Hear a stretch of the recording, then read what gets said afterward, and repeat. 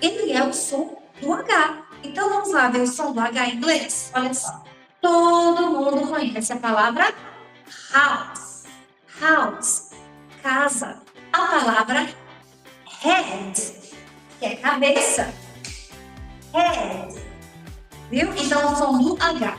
Poucas exceções, gente. Pouquíssimas exceções é que o H não vai ser pronunciado. Então, hoje eu não estou aqui para entrar em exceção com você. Hoje eu estou aqui para te mostrar o geral, que vai fazer a diferença na sua comunicação no dia a dia. A partir desse momento, você coloca na sua cabeça que o H vai ser feito assim, o som da garganta. Enquanto o R é feito na língua, R, like breast, red, red. O H é na garganta. House, head,